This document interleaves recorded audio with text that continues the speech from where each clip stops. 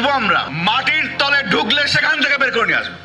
পুলিশের সাবেক মহাপরিচালক বেনজির আহমেদকে গ্রেফতারে ইন্টারপোলের রেড অ্যালার্ট জারি করতে নির্দেশনা দিয়েছেন আদালত। অবৈধ সম্পদ অর্জনের মামলায় তদন্ত কর্মকর্তা হাফিজুল ইসলামের আবেদনের প্রেক্ষিতে ঢাকার মেট্রোপলিটন সিনিয়র স্পেশাল জজ জাকির হোসেন গালিব এর নির্দেশনা দেন।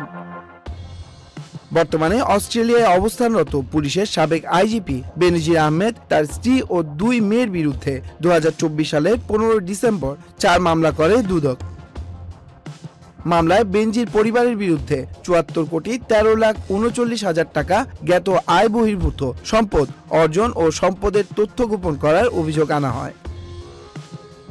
দুর্নীতি দমন কমিশনের অনুসন্ধানে বেনজির আহমেদ ও তার পরিবারের নামে 697 বিঘা জমি, 19টি কোম্পানির শেয়ার, ঢাকায় 12টি ফ্ল্যাট, 30 লাখ টাকার সঞ্চয়পত্র, 33টি ব্যাংক হিসাব ও 3টি বিও হিসাব খুঁজে পাওয়া যায়। পরবর্তীতে আদালতের আদেশে এসব সম্পদ জব্দ ও অবরুদ্ধ করে দুদক। এর আগে 2024 সালের 23 মে সাবেক আইজিপি বেনজির আহমেদের 83টি দলিলের সম্পত্তি, 345 বিঘা জমি ও 33টি ব্যাংক হিসাব জব্দের নির্দেশ দেন আদালত। অন্যদিকে 26 মে আদালত বেনজির ও তার পরিবারের সদস্যদের নামে 119টি জমির দলিল, 23টি কোম্পানির শেয়ার ও গুলশানে 4টি ফ্ল্যাট জব্দের আদেশ দেন। ইতিমধ্যে এসব সম্পত্তি দেখভালের রিসিভার নিয়োগ করা হয়েছে।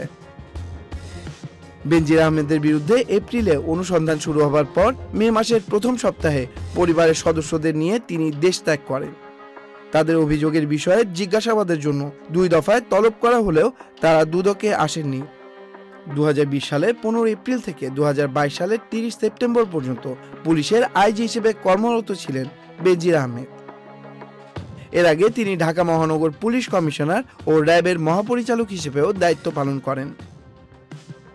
মানবাধিকার লঙ্ঘনের অভিযোগে 2021 সালে বেনজির আহমেদের বিরুদ্ধে নিষেধাজ্ঞা আরোপ করে যুক্তরাষ্ট্র। Tanmoy Mahmud, Channel I online.